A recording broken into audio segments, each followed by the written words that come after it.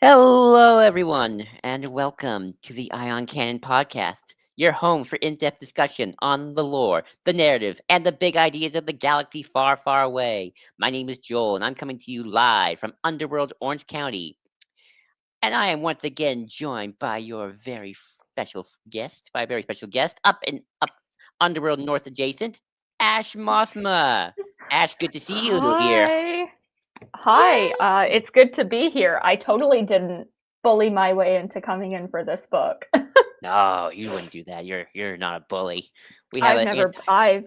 I've never bullied Matthew in my life. No, you signed the contract. You signed the little waiver. Yeah, I did. Uh, Yeah. yeah. Speaking of Matthew, Matthew is sadly under the weather, but he's on the mend, thankfully, so he'll be back hopefully next week. And all that good stuff, and we'll do the plugs in a minute.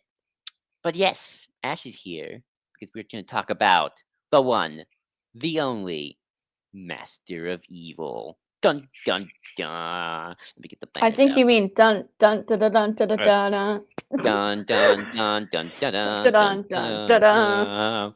Yes, by Adam Christopher, that adds another layer of depth and feeling to Darth Vader's journey from shining Jedi Knight to Dark Lord of the Sith. Along the way, we encounter a sympathetic Imperial with a terminal condition, his deeply loyal droid companion, and snivelling corporations with the usual dark science underbelly and clones who keep on serving their brothers and their command. Oh, and the clones who keep on serving their brothers and commanders because it's their duty. Good soldiers follow orders. We also get some meaty lore about the Sith, the Separatists, the Empire, and the whole lot in between. So strap on in, Mhm. folks, because it's this week we've got some good old fashioned book review. But beforehand, let's get the plug out of the way. You can follow us on Ion Cannon Blue Sky, Ion Cannon Bisky.social, and of course on Twitter, Instagram. We don't really do Twitter that much. And of course, hop on to the SWU Blue Sky, and sometimes Twitter, but mostly Blue Sky. And of course, the Star Wars Underworld Discord, link in the description. Not sure what I'm gonna do this week. This Friday, might try to do a late game night. I might be busy, although I might have one of the other admins host it for me. 'Cause I might be doing something else with some other friends at the time. But we do have game nights, movie nights, and sometimes D&D nights if you want to join us. Um, and for Tractor Beam, next week, this week, we'll be doing Codebreaker number 4, Hunt for the Falcon number 4, and Legacy of Vader number 11. So, yeah, it's a sequel trilogy comic bonanza. You might see a very special guest that week, too. Me. Matthew. He Yes. will he will hopefully be back for Wednesday. I was hanging out with him last Wednesday. So that's It says you I gave him did the cold. not I did not give him a cold. I'm absolutely fine. The only cold that I have is that I have a very difficult time getting warm this time of year. I become as cold as what Ilum, just Ugh. in general. I'm You taking gotta my have the glasses heaters off on so I all the can get time. in. Yeah. Oh, yeah. Yeah, Ugh. it's I hate the winter. I don't like living in a country where the air makes my face hurt. You might like it here where I live because we kind of don't really have weather. We just kind of have sun and the occasional like. Sometimes we have a little bit of hot, but like most of the time it's pretty good. Like even like our worst is like 60 degrees. Like let's see, right? What's the degrees right now? What What's is how cold is Fahrenheit? it? Yeah, all right. I don't know. All right, we do degrees here. America. Yeah, you do. Let's see. Yours is Fahrenheit. Let me see. It's I'll see 65 what it is here. degrees here. I'm not sure what that is Fahrenheit. Oh, right, banners. Okay, don't worry, I got the banners. Mm, let's see. I actually don't know how to. Okay. Right now it is 19 degrees Fahrenheit where I am, which is -7 Celsius, but it feels like -10 Celsius. Ooh, that's great. But yeah, about that. Some last minute technical stuff on the fly, people. That's what happened. But yeah, to engage the tractor beam. So that. So yeah, I think I got all the plugs. If I didn't, my bad. I don't do the intro that much. But let's begin our podcast as we always do with our week in Star Wars, or my week in Star Wars. I mean, I'll give you a week in Star Wars. So, where I just give my thoughts on stuff. So, all right. So this week, I've been in a Tolkien mood. I'm a big Lord of the Rings fan, so because Lord of the Rings is like my second favorite thing after Star Wars and Kingdom Hearts. Um, and I'm always just kind of like thinking to myself about comparing Lord of the Rings and Star Wars. Sometimes I can't help myself. It's like my favorite stuff. I mean, Dave Filoni loves Lord of the Rings, so he's doing that. Um, and I just always find it interesting, just kind of the different mentalities George and Tolkien had when making their epic mythologies, where like Tolkien had the whole world all kind of set up in his head before he started actually like making stories. And I always feel like with George it was kind of the opposite, where it's like he had the story and then he kind of had to make up the world as he went along. Like, okay, I got to do an empire. All right, so there was a republic. Now I got an empire, and I got a super weapons thingy, Mahoozits. And this kid on Tatooine, yeah. Where like Tolkien, like he knew already of like the land and the mythology, and like here on the stones of Amansul, with the great kingdom of Arnor, of blah blah blah blah. And then he started to have to write stories like, okay, now I'm gonna write about hobbits. I don't know. I'm just a big fan of like just comparing and contrasting these big things. I don't think I had a point to here. I just kind of love seeing these kind of world buildings and mythologies kind of build out. Ash, are you a Tolkien fan or a fan of Lord of the Rings? I am kind of a little bit. I enjoy the stories. I don't know quite as much. I need to watch Rings of Power. I love the Lord of the Rings movies. Like, I think it's very fun. Is it also very dense? Yeah, it is. But I love fantasy, so I'm always, if I've got a few hours to spare, I'll be like, yeah, I can totally watch Lord of the Rings right now. I actually saw Return of the King when it was re-released last year, I think it was, like last summer in 2024. Nice. And I saw it in 4DX, and it was so much fun. It's always funny because it's sort of like when Lord of the Rings, like the move, like when you really think about Lord of the Rings, just like the tip of the iceberg. Because you got because like with Tolkien's book, it's like here's a kid's book, The Hobbit. Here's an epic fantasy, Lord of the Rings, and then Tolkien's like after he's dead, it's like, all right, here's the Bible, the Silmarillion. And then you got the letters and the notes and the thingies and the who's And I think it's Unfinished Tales as well, and which I also really enjoy. The Tale of Hurin, and it's like, oh damn. So, yeah, I just think that's interesting, and it's like, I always wish George could have done a Silmarillion. What's George's Silmarillion? In the beginning, there was a Gungan. I'd be scared. I'd be scared. I'd be scared, but I'd watch it. I'd watch it. I would so watch it. Yeah. Or read it. George is writing a book. In the beginning, there was the Mothma. Basically, she is God. She is our God.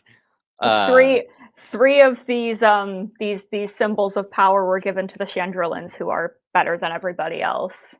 Of course. Oh man, imagine now. I just want to see like Lord of the Rings, Star Wars fanfic crossover where like Mom had like one of the elven rings that she's fighting against Palpatine, like that scene in The Hobbit where Galadriel fights off Sauron. It's like it's gonna be like that. Yeah. But yeah, it's great. So that's my week in Star Wars. I'm just a Tolkien run. What about you, Ash? Doing anything Star Wars fun? Well, today I reread my way through Master of Evil because I was like, oh yeah, I know what happens. I should probably make sure that I have notes so that it's not just things that I think are true that I'm saying. And what else have I done that's Star Wars related? I'm looking forward to watching Young Jedi Adventures Season 3. But most of this past week, I've just been back on my Critical Role hyperfixation, rewatching Campaign 3. I'm reading What Doesn't Break, which is the book about Laudna, who's from Campaign 3. So it's more fantasy stuff, not quite Star Wars. And Matthew's not wrong. We did see a musical about the death and rebirth of an author, and he caught a cold. Yeah, it's true. It wasn't from me. Which author died and got reborn? Shakespeare. Oh, nice. Yeah, we saw And Juliet on stage in Toronto. I think it was opening night. It was really good. It was really good. We had a good time. I totally didn't bully Matthew into inviting me because he got 2 tickets. Like, he won 2 tickets when we went to Taylor Swift trivia. And I was like, hey. Oh, it was preview night. Nice. Okay, I wasn't even keeping track. But speaking of, I'm also kind of wearing, like, a reference to what we saw last week because it's my Fearless cardigan. Nice. Yeah. That's awesome. That's awesome. It's all connected. It's all connected, folks. Yeah. It's the circle of life. Which is very clearly a triangle. Yes. Well, you know who also has triangles? The Sith. They got Sith. Yep, we got Sith holocron. So yeah. And also the ship in Master of Evil that's just a pyramid. I love that. Yeah. I love it too. It kind of gives a little bit like Borg cube energy from Star Trek. Ooh, and I was thinking that. I was like, it's not a cube, it's a pyramid, but we are the Sith. Ship in shape that doesn't really, shouldn't be for ship. Fun fact, actually, there were pyramid ships in Legends. I forget what they were, though. But they were from not know that. Dawn of the Jedi. They looked like the Mortis ships. Well, too bad we don't have our resident Mortisologist over here. Matthew, why are you sick? The Thoyor, that's right. Those were the pyramid-like ships. Apparently that they were responsible for, like, the early Jedi. And yes, I say it was because they were spelled with, like, a YA thing. Yeah. So yeah, there were pyramid ships in Legends, folks. They called the Thoyor. But yeah, Master of Evil. Master of Evil. All right, let's get into it. Let's get into this book. This is what it looks like. Oh yeah. I don't have. I have a digital copy, but you can share yours. Yeah. So yeah. I'm just gonna let's start with you, Ash. Just give me your brief overall thoughts on the book, and according to the notes Matthew has, I am supposed to mention a certain acknowledgement from the book. Okay. The story I'm missing here, so let me know. So, honestly, I love Star Wars. Hot take. I know, shocker. But Darth Vader is one of those characters that sometimes I'll be like, I think we have enough Darth Vader stories, unless somebody comes up with something that's like a really brilliant idea that I think like, oh, I could read that, I could watch that, I could listen to that, something like that. Like, it has to really stand out and be interesting for me to really get behind, like, being excited about a Darth Vader centric project. And that's not because I don't like him. I just think he has a lot. And I'm like, the more that we document about his life, the less mysterious and terrifying he becomes to me. Right. So I'm like, Darth Vader in like little doses, I love. Right. And but because I put so much faith into Adam, and I am never wrong about that. He is A, very good friend, and B, a phenomenal author. That should probably have been flipped around, but whatever. I was like, okay, he has done a phenomenal job with the From a Certain Point of View stories, with Shadow of the Sith. I trust him when he comes up with a Star Wars idea. I always think that, I'm like, let him cook. Put this man in the kitchen and let him cook. And in the kitchen, like in front of a computer. But let him do whatever he wants. And so I'm not gonna say kind of how long I knew that this book was happening for. Oh, lucky. But it was before it was announced. Like, I saw this cover at the end of 2024. Right. And I was not prying. I didn't know really anything, but it's funny because I had said something about, like, I feel like we've moved past the need for more Darth Vader stories. And then Adam was like, hold my tea, and then told me that this was gonna be a thing. And I was like, oh, maybe I was wrong. Maybe we can have another Darth Vader story. And I was right. I was right. I was right. Like, we did need another Darth Vader story. But if you have a physical copy and you look at the acknowledgements page, that's not it. That's it. My name is on there, like right there. So, yeah, it's very exciting. It's the first time my name has ever been in a Star Wars book before. Nice. Well, congrats. Yeah. So Vader a little Darth Vader as a treat. Yeah. Because I think that, you know, I very much trust that some authors, when they're like, we're gonna have a story that's that's centered around this character that has a lot about them, that they're going to do something new and interesting. And I always knew that, like, we could trust Adam with that. Yeah. I 100% would have also greenlit this book. Like, let's be real. You know. And I'm sure, oh no, I shouldn't bring that up. I'm sure that Adam's Mandalorian novel would have also been phenomenal. Ooh, yeah. Rest in peace. Rest in peace, Adam's Mandalorian novel. Hey, Adam Christopher, if you're somehow listening to this, I don't know if you are, but if you are, hello. I'm a fan. Yeah. I'm gonna feel a little bad. No. First of all, I'm gonna say I like the book, so I'm just gonna get my vote. I want to say that up front. I like the book. I love Adam Christopher, and I love Shadow of the Sith. Shadow of the Sith was one of my favorite books of 2022. Yeah, I have to remember because that was Celebration Orange County when I met everybody. Anaheim, yeah. Yeah, so I remember that. Yeah. So yeah, I think the book is well written. I sadly feel like for me, I may have been reeling a little bit from Vader fatigue, a little bit from the book still. Because I feel like, oh, but we have Vader trying to bring back Padme. I've seen it twice, both in the comic form and in a VR game. Yeah. So it's like, I kind of was feeling a little about that, especially kind of around the third act. It's like, Vader, you always try this. It never works. Come on, man. Snap out of it.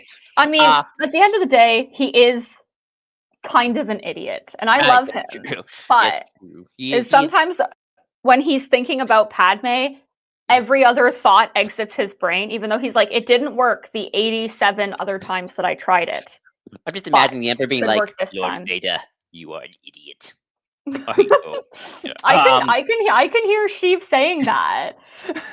I'm not even gonna lie. No, Vader, enough with this. But that being said, I do think this book does like one big thing for me, and this is kind of the first point that kind of doesn't completely make me go, oh, but it's Vader, and we've already done this so many times. Is that thankfully the book is not from Vader's perspective. And I think that is like the best thing about, one of the best things about this book is that it's not from his perspective, it's from somebody else's perspective perceiving Vader. And I think that was the genius move there to kind of get a different look at the Empire during this time and Vader in the character of our very own Helen Goth. My beloved. Oh my gosh, I love him. Yeah, no, because like, again, part of this, I think a lot of people missed the idea that it was meant, like, it was supposed to be a monster story, right? And that Darth Vader is essentially the monster. And it's the things that the hero has in common with the monster that ultimately informs the hero, Helen Goth's decisions, right? The best monster stories, Dracula, Frankenstein, all of those ones, they aren't from the monster's point of view. It's the point of view of the people who are perceiving the monster. And it's very much in that way a story about Helen Goth's humanity, but also his mortality.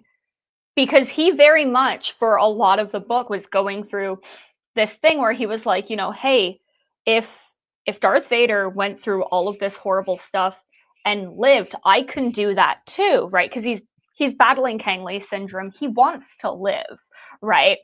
But then by the end of it, he realizes, no, I can't live and keep going through this. Like, this thing that's killing me, the best thing I can do is sacrifice for myself for my droid friend, TC-99, and this little girl, right? This teenage girl who lost her dad, lost her mom, and I was unable to stop that from happening to her, right?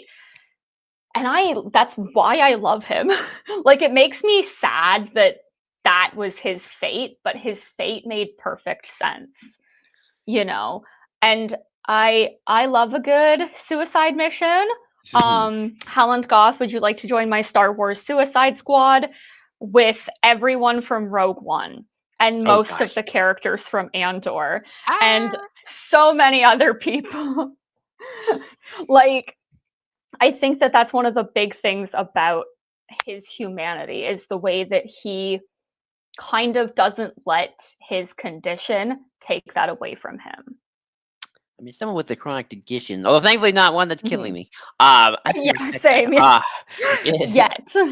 Yeah. I ain't going down just yet. No, Yeah. I agree. I think that was brilliant. And, it's one of the things where it's like, that is the one caveat I will ever give, although I don't think it's going to happen at this point. But maybe one day, when everyone says, "Let's do a Vader movie," kind of the meme, like, "Let's do a Vader movie." It's be a point of the sequels. Point the whole saga, kind of a meme. Because they're like, look, that to me is like the only way you do a Vader movie. It's like, it's not a Vader movie. It's kind of Vader is the Frankenstein movie slasher villain, and then it's about some Padawans who kind of have to run for Vader, and it's like you get some good kills, which I wouldn't actually mind. I think that I would love to see Star Wars do like a horror slasher with Vader. That'd be kind of cool. So interesting. Because kind of like it's almost like the hallway scene, but just the entire movie's that. I do love that scene, but it's not even my favorite Vader scene from Rogue One. Oh, I mean, I love the Krennic scene from Rogue One. The Krennic scene. Be careful not to choke on your aspirations, director. Like, why is that line my favorite Darth Vader line? It reminds us that Vader's quippy and funny. But no, I really thought having it from Goth perspective, an Imperial Royal Guard, no less, was really interesting to see. And I loved seeing the early years of the Empire. Empire Day One, really, which we have a lot of good stuff of. But I love kind of seeing like one thing I really love seeing Compnor being in the story, because the thing about Compnor is it real? Yeah, I guess it is. But the thing about Compnor is it's been a thing that's existed in Star Wars lore forever. Like, we go back to the 80s. We go back to the strategy guides, RPG guides. Yeah. It's always mentioned in source book material and stuff like that. Very rarely, and I mean, I don't know for 100% certain, but very rarely is it ever in like actual story material. Like, there's no like story I can go to and go like, oh yeah, that's the Compnor story. Go read that. That's where these guys take on Compnor. I would read it. That's the thing. I would jump on it so quickly. Me too. So good. And I don't want to say this is the first, but this is sort of, I mean, probably not the first.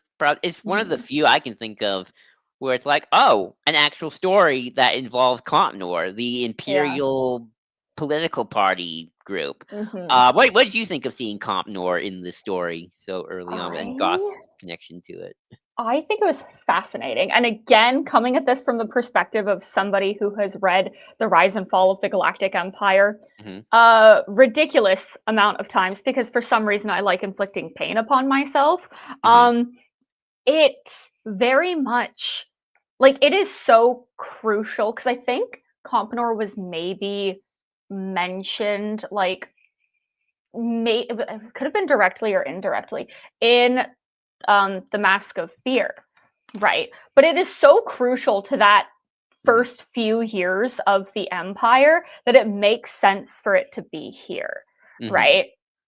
And because Compnor came from the Compor, Commission for the Preservation of the Republic, right? Which it very much shows the way that these institutions and these groups evolved from the era of the Republic to the era of the Empire in order to, in some cases, gain more power, but also just to stay relevant, right? Yeah. I have read it so many times. And again, it's one of those things where it's like it's not in a lot of story materials. Like no one ever mentions Compor. I hate having to do Comp Nor Compor. I always have to get the Yeah. Compor in Clone War. That's never mentioned once. I Yeah. think it might be mentioned in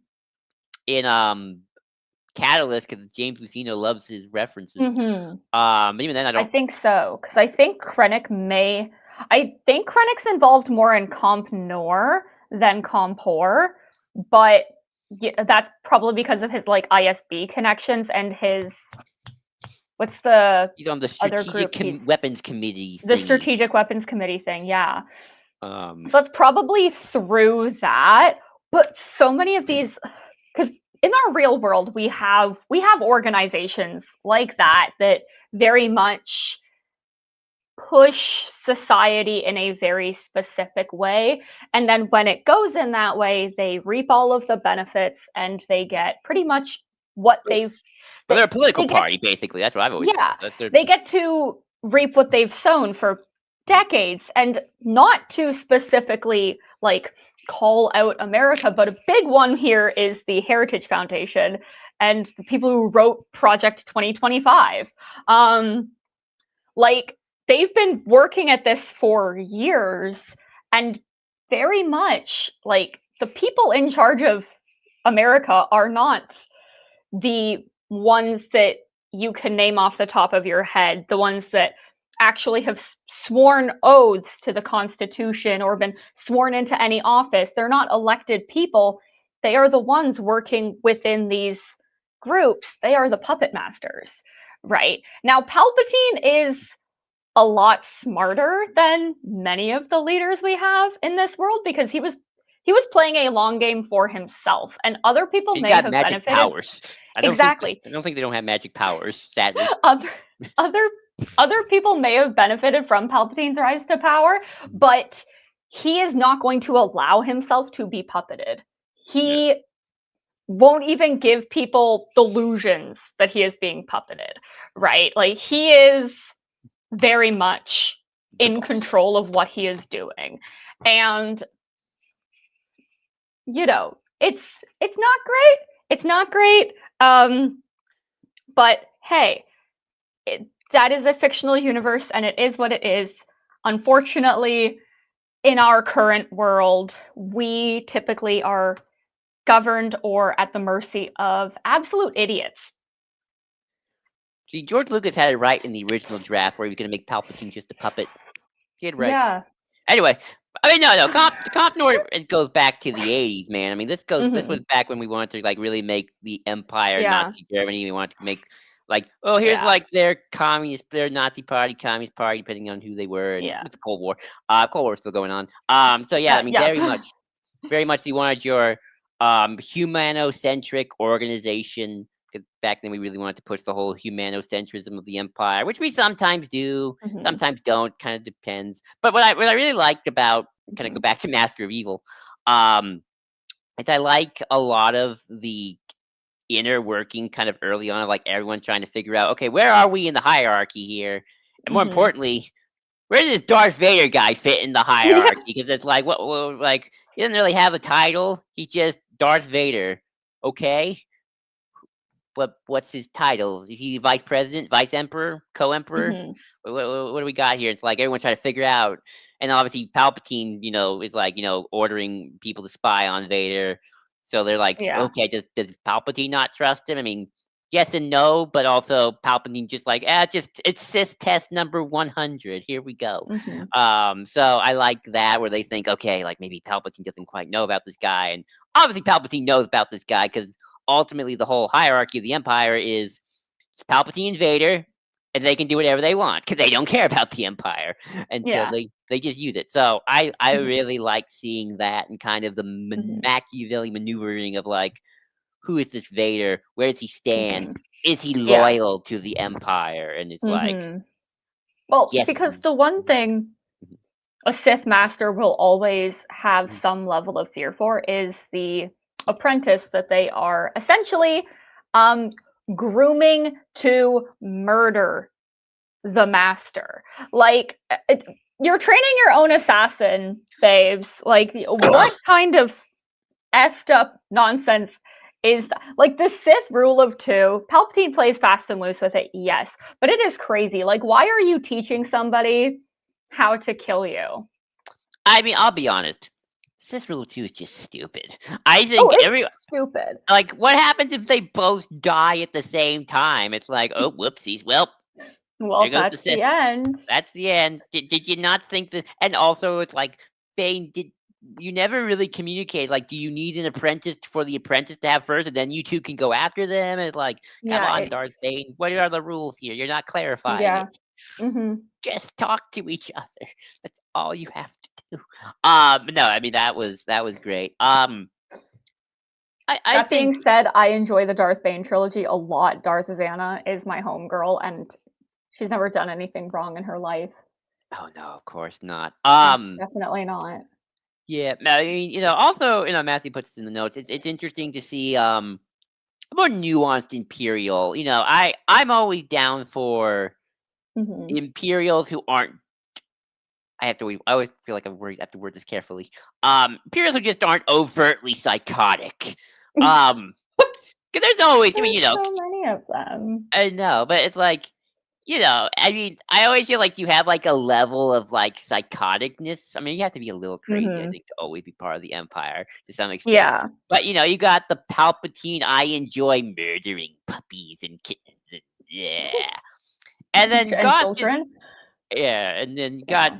Goth and Mm-hmm. even people like Partagaz who are like they're probably chill dudes off of work, and Yeah. Partagaz seems like a pretty decent manager boss who's not going to Mm-hmm. necessarily make Yeah. your life completely miserable for fun. Yeah. Um, and it is kind of interesting. Again, there's a lot of conversations about like Goth and the ISB woman whose name escapes me. What's her Oh, name? Corelli Dessler. Corelli Dessler, who are talking about like Yeah. My we're beloved. kind of we are the first generation of Imperial leaders, Mm-hmm. who served the Republic, and I think that's kind of interesting too, because that's something also I think kind of interesting within that no Mm-hmm. one really talks about a lot with like the early Imperial officers and Mm-hmm. leaders. It's like a lot of these guys served the Republic, and reason why people like Dodonna and Draven stuck around at least for I don't know first maybe 10 years. I don't know when they actually Mm-hmm. defected. It's like as far as they're concerned, not much probably changed in their eyes, right? Just Yeah. like just different labels, and maybe the Mm-hmm. picture of the chancellor in their office now looks more wrinkly. But it's like, as far as they're concerned, it's like, yeah, we're just fighting separatists. We're fighting the old war, and then Yeah. eventually you got to realize, Mm-hmm. oh wait, no, we're not. We're fighting Yeah. somebody else, and this isn't good. Uh-huh. So I kind of like seeing that dichotomy as well. What did you make about Goth being, as Matthew would put in the notes, a sympathetic Imperial? So again, like he means like a lot to me because we spend most of this book with him, right? And like, you know, he is very similar to Darth Vader when you strip them down and when you look at the characters and not like for their personality reasons, just like bare bones stuff. Mhm. Droid expertise, disabled, you know, very much like not people who really cared much for the politics. They just got sucked up into this and ended up at Palpatine's right hand. Like they are very similar. They are both lacking something that they want to have, right? Mhm. And oh, what was it that I said? What was it that I said in my notes? Sorry. Like his motivations are very clear throughout the entire book, right? He's not a very deceptive person except when he lies to Zaroon and Anusha, the mother and daughter of the shaman. And very much like he does that because he's like, I'm not like it's not necessarily to be deceptive, but he's like, hey, Mhm. do we really have time to work through all of this right now. Like it was more of a lie of omission, which is still bad, still Right. not good, but it wasn't done in a malicious way. And I really like it. I really love how nuanced he feels, because we also see when he's remembering the things that happened during the fall of the Republic, it upsets him, right? I said in my notes, despite Goth's loyalties, I think him having mixed feelings about the Jedi is very important. He reminds himself that they were people, and he literally questions if the children had to die as well. That was He such is a a good man. scene. He is an honorable man. He is a man of principle. Like, I don't think he. I don't. I was. I knew he wasn't going to come out of this book, right? Because A, he's terminally ill, but B, there is no place for a man like him in Palpatine's inner circle. And that is where he is. And there's no getting out of that alive. Like, you don't just quit being a member of the Royal Guard. You die at your post, or you are executed for treason if you step out of line. Like, there is no good ending for a character like that, for a man like that. You know what I mean? No, you're absolutely right. I mean, there is you have to be the higher up you get on the pyramid, the more psychotic you have to kind of be. Should say a lot to anybody who thinks Thrawn's a good person because he got it up pretty high. Mr. Thrawn's technically honorable. I see that a lot. But yeah, I really like the moment of Goth in the temple, kind of having like a mini panic attack, seeing all the dead younglings. I once kind of said like, kind of like, kind of your trial by fire in the Empire is like, how many times can you watch the massacres happen before you either Yeah. just snap or you leave? Mhm. It's like Lost Stars, where like you see Alderaan get destroyed, and the more villainous guy kind of rationalizes it to say like, Yeah. oh, actually, no, we had to do this, and then he Mhm. kind of becomes the craziest of all of them, and Nash literally justifying the genocide of his own people was one of the hardest things for me to read in Lost Stars. and Sienna just kind of just gets depressed. Mhm. Right? Because Uh, again, she feels like she has to stay because of the promises that she made to the Empire, but even, like, throughout time, you see that she doesn't believe in it anymore, whereas Thane literally just snapped after watching Alderaan get destroyed, and he was like, "I can't do this anymore. I'm out." And that was a big problem in the Empire following the destruction of Alderaan and their losses at the Battle of Yavin and their victory at the Battle of Hoth, because Imperial morale just took a nosedive, and it was like they didn't want to keep fighting because they didn't see the point to it anymore, which really sucks. Like, do you not have therapists in the Empire? Interesting. no, of course not. Therapy, what's that? They had ISB loyalty officers who would torture them. Shout out to Sinjir. Yeah. I mean, probably. So, no, I mean that's what I think makes Goth an interesting character, and Hmm. kind of like where he realizes, oh yeah, by the end, he's not gonna fit in this empire. It's not gonna go well for him. Um, so let me just go through my notes again. But I do think that one thing I really like, and I wish Matt, this is where I wish Matthew was here because we could talk about this. I'm sure you read this stuff too. Is I'm really proud of Adam Christopher here for if he's listening this hi. Um he really, and you can tell him this too if you ever talk to him again. He did such a great job at synthesizing and merging the soul Vader Hmm. comic with this book. Not just in terms of obviously the bleeding of the lightsaber crystal scene, which is one of the Hmm. earlier parts of the book. So But good. It's I know. so good. But also getting from I think Goth's perspective, the lightsaber burning scene at the palace or Hmm. the Jedi temple as well. Like that was the one that surprised me. Was like, oh, it's this moment. I remember this one. That was a good moment. Yeah. Um, and it's like, oh, cool. Forget this moment from a different perspective. I really like that. But Yeah, how do you think the book handled merging kind of what was already kind of pre-established by kind of Charles Soule's Vader, which is basically Vader year 1 Yeah. through 10? I don't know how many years that Yeah. book. It's it of course needed to be very fast paced because it takes place between I think it's issues 5 and 6. Mhm. So, going into it knowing that it's like, oh, this is going to be very very quick. I think it happens in the matter of like a week and a couple of days. Like it is not that long. And one of the reasons that every time I sit down to read it, I read the entire book in a day. I'm like, it's because it's so fast paced. It was. I'm sorry to interrupt you a little bit, but I read it when I got it. Um, Mhm. I know I didn't read it in a day, but I definitely felt like, "Oh, I'm getting through this really fast." Maybe I'm just a Yeah. speed reader, which is why sometimes I forget things, but, like, I felt like this was Mhm. well paced, and I was like, "Yeah." Yeah.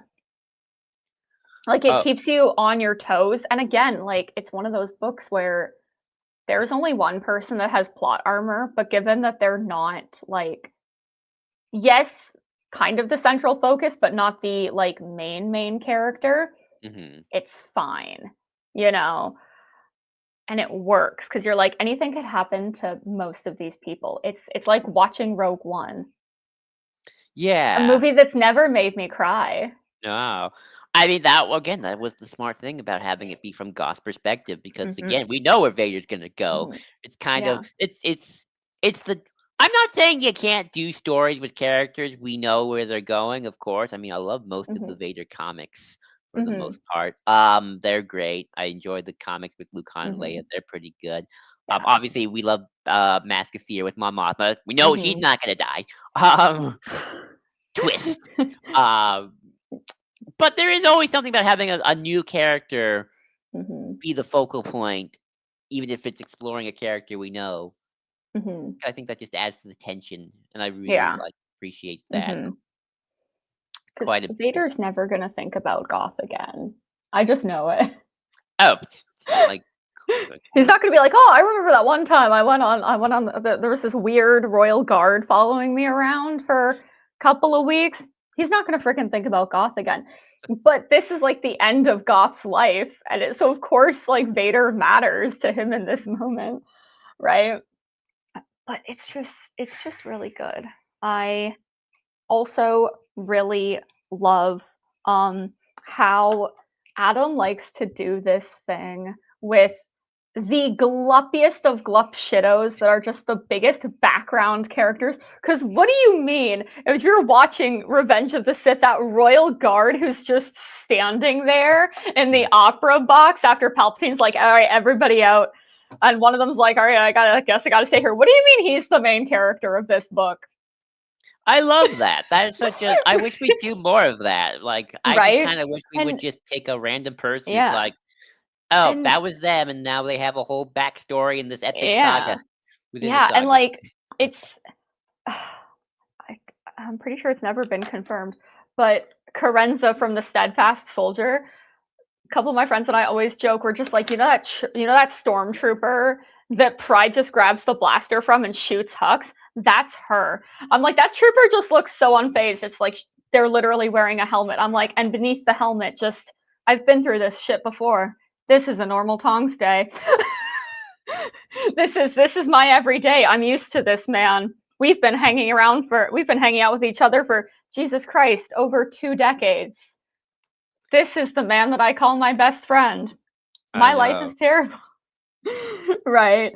Because it just makes so much sense to have Mhm. because we'll have those like glup shitto characters that's just like, oh yeah, they're just a background character. They say 2 words and they have this whole backstory and they have a name. And Adam's like, let me take it one step further. This character who never speaks, we don't see their face. This is who they are. And I'm like, yeah, I love it. I I love it. love it.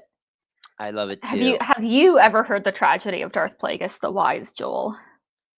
It's not a story the Jedi would tell you, I'll just say Yeah, that. exactly. It will Yeah, be could be a yeah. story Ivan Christopher could tell us.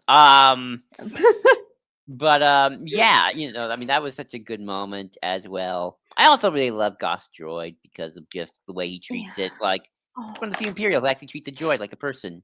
Yeah, a big thing in Star Wars for me, and this doesn't go for every character, but like, because sometimes Han can be a little bit mean to droids, but He turns off for the most 3PO. Was like, he'll shut down 3PO. But wouldn't we all? And I love 3PO. Don't get me wrong, but sometimes I'm like, you can be a little bit much, my little guy. And I like to slightly judge characters based off of how they treat droids. It's one of my favorite things about Anakin specifically is that he's very close to like 3PO and R2, and like if there's stuff where he's very close to like his medical droid. I can't remember what story that's from, but like he very much is like pro droid, and that matters to me. And the big thing that sold me about Corelli Dessler is that she's also really nice to Nines. She's like, I'm gonna help you out, right? Because it's like, hey, what Nines was doing was technically like the something that she needed done, but she's still like very nice, speaking to Nines like a friend. And I was like, yup, that's my girl. And I really like that. And on the other note of ISB agents, he's not actually named in the book, but I'm sure we can all describe someone who would give a whole speech about how the ISB is actually a healthcare provider. We identify symptoms, treat sickness.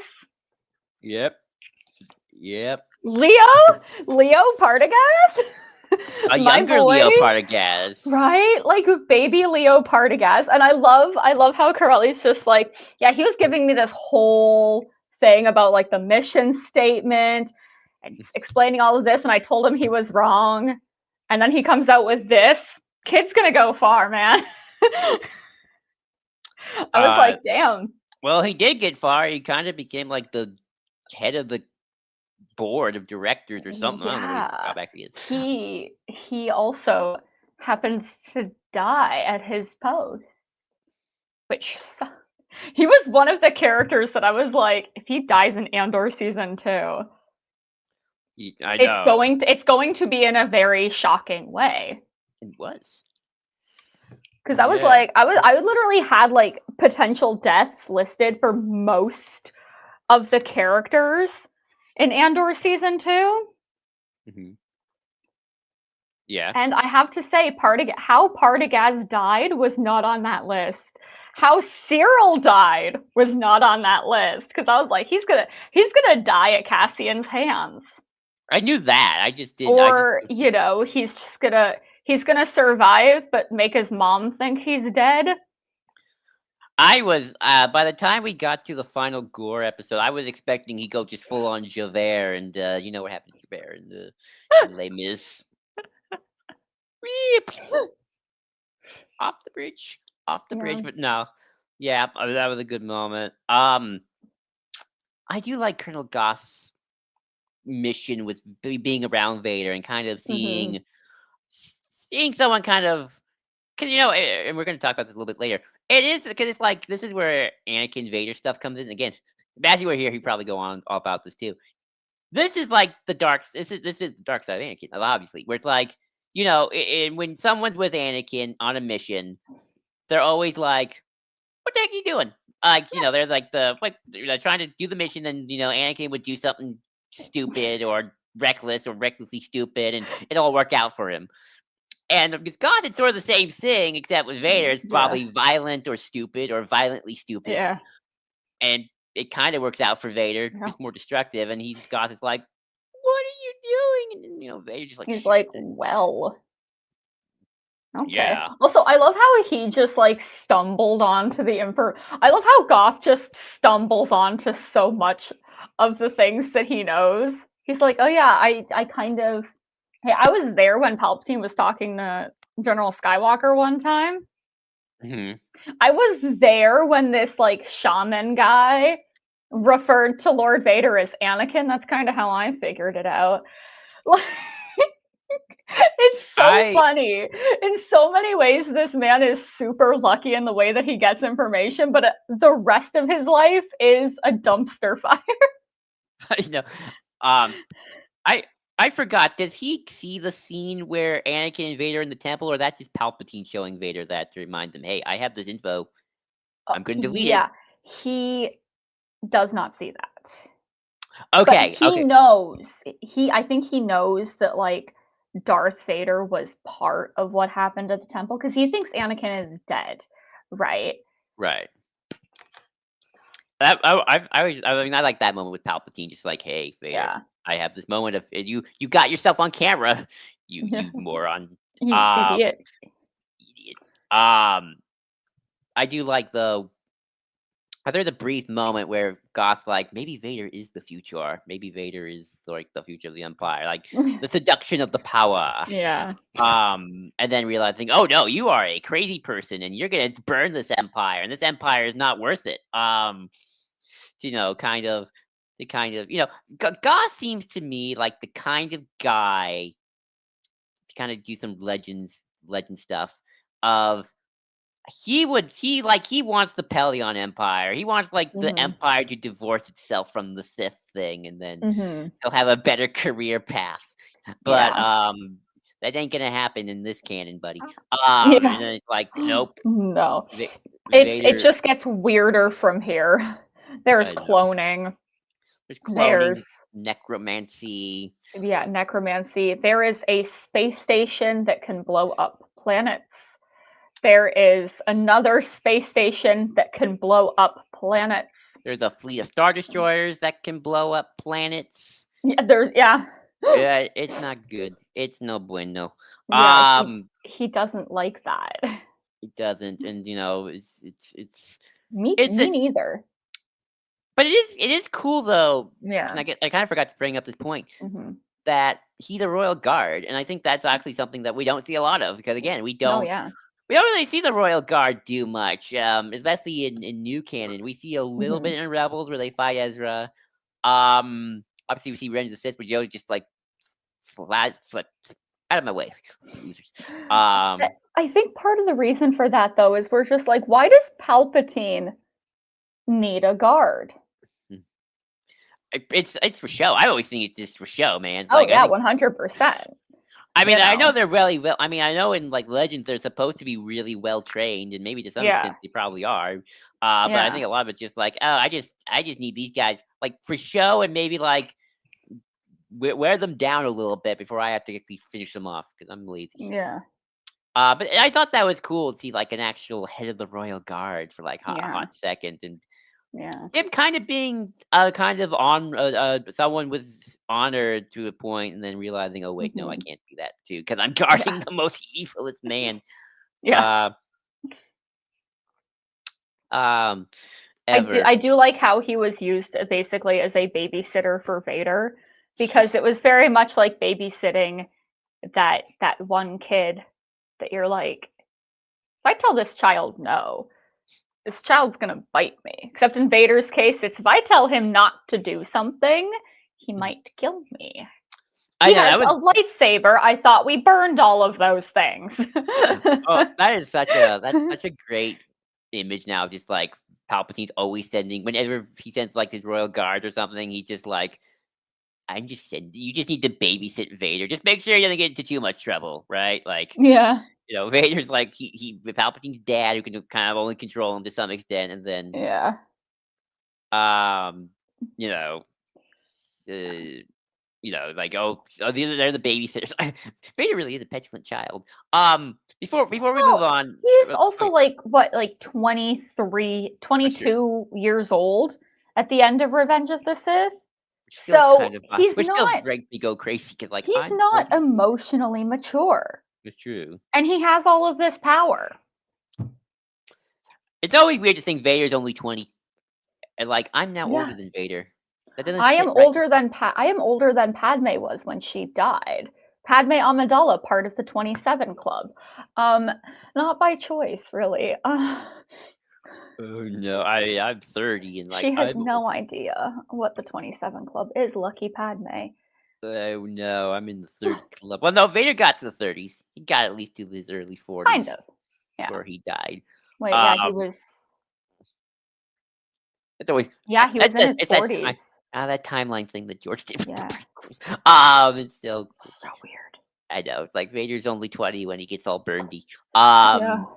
Damn. No. You're right. Yeah, that makes sense. Before we move on to like some more Vader stuff, I want to kind of scooch back a bit because I kind of forgot.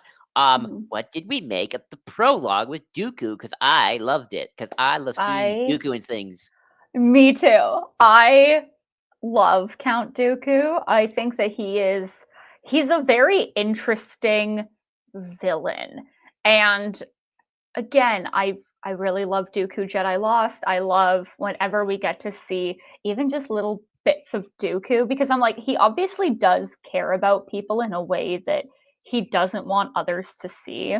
Because a Mhm, lot of the choices that he makes, especially in like leaving the order and everything, it is to serve the people of Sereno, right? Which is super good of him, I mhm, guess, especially when one considers that his father was like, I don't want this child.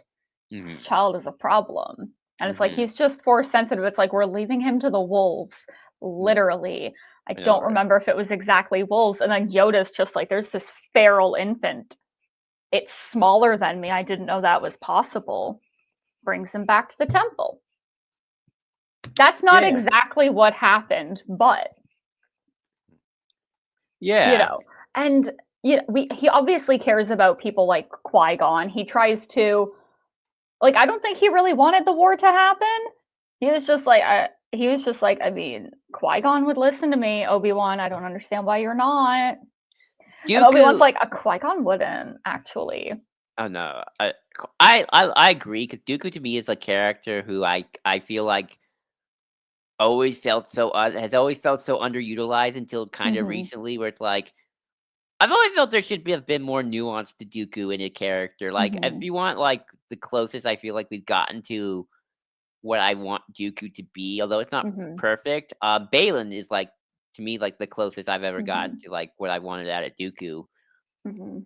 This sort of he's a bad guy clearly, and clearly doing bad things, but there's always a little bit of that.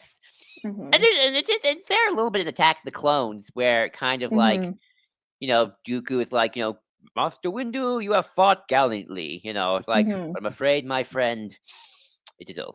It's like Yeah. he's a little sad to kill him. He's not like crying over it. Yeah. It's like Yeah. you are an honorable warrior, my friend. And then Yeah. and then I feel like it kind of just becomes typical mustache twirly villain. Yeah. But I love seeing Dooku. Mhm. I also love seeing kind of he thinks he can do the rule of two thing and become the Mhm. master and dethrone Sidious because again Mhm. he's not aware that you're just a temp, buddy. You're just a Yeah. temp until we can get the real Yeah. deal. Um, Yeah. And I kind of appreciate that he tried to keep the temple out of Palpatine's hands because I don't know, when it comes to power, I would trust Dooku with power more than Palpatine. Quite genuinely. it's it's one. Yeah, it's. I'm gonna say something kind of controversial in me, and not in like Oh a no.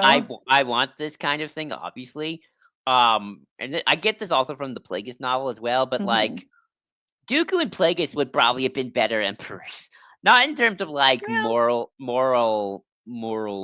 moral light good thing, but like I think both of them kind of, even in their narcissism, generally kind of wanted a better, stronger galaxy. Uh, Obviously, it was just under their rule, and because they thought they were enlightened beings, like the philosopher kings kind of a situation.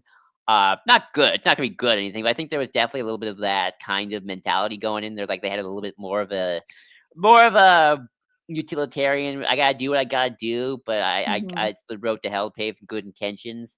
Where Yeah. Palpatine just has no good intentions. He's just like, I can't wait to be powerful, and then I'm just gonna just torment everybody forever. It's gonna be great. I'm Yeah. gonna rule in pure malevolence. I think he even said in the Yeah. Plagueis novel for like, I get to rule in pure malevolence. Yeah.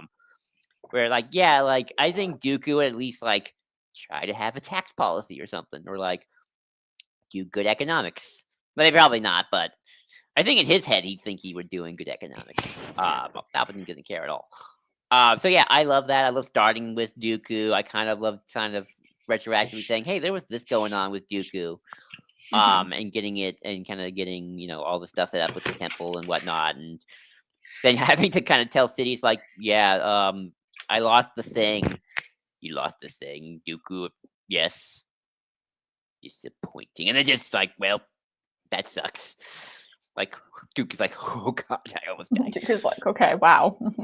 Scary, Nearly died there. That was cool as well. Speaking of the Clone Wars, and I'm glad Massey put this in the notes because I forgot about it as well. It was really cool seeing the 501st clones.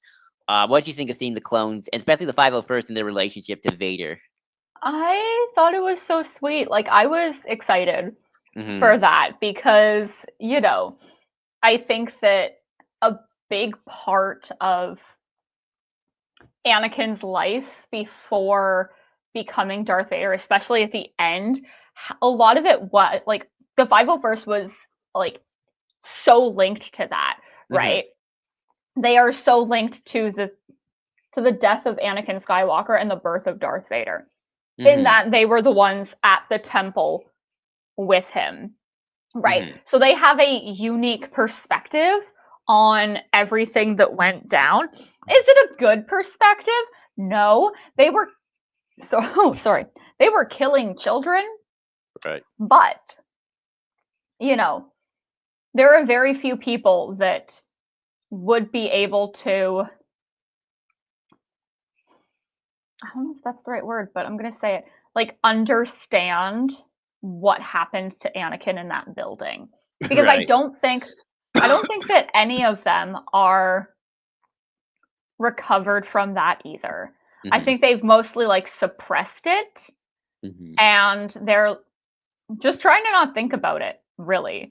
Because what good would that do? Like, what good would it do, Apo, to be reminded constantly, being like, oh yeah, my leg was destroyed by a child, and now, like, my leg is fake, and I am lucky to still be able to do this job. And I have to make myself useful to the Empire because who knows what's going to happen to me if I don't, And that's terrifying to think about, right? Because in a weird way, it's like they are trauma bonded to Darth Vader. Oh gosh. And I think the easiest way to describe that is that it is like probably a form of trauma bonding because they were all there, right? They are the only people who came out of that alive, right? See, that's how Palpatine gets everybody to work for the Empire. Exactly. Just trauma bond everybody. Trauma bond the galaxy. Yeah, and they're so, like, it's brought up in the Rise and Fall of the Galactic Empire, but part of the goal of the Empire was to make as many people complicit in the crimes of the Empire as possible so that they would be afraid of, if the Empire was overthrown, that they would be afraid of being held accountable for the things that they had done, the things that they had overlooked, the things that they had allowed in their society, right? Which, of course, prevented a lot of, especially humans, from becoming rebels. And that's not to, because again, humans were the very privileged ones in the rebellion because, they had the opportunity to leave their planets, leave whatever they were doing, and join up because, I mean, that's a random human, not super easy for a Wookiee or a Twi'lek or somebody from a species that was enslaved to escape that slavery to join the rebellion, Yeah, I mean that's also kind of the double-edged sword of why Mon Mothma can't just be the chancellor. Like, all right, let's get the head started. Let's get the executions. We're getting the firing squad. It's like, oh wait, shoot, I'm part of. I technically got some things I probably not proud of either. So who am I to judge?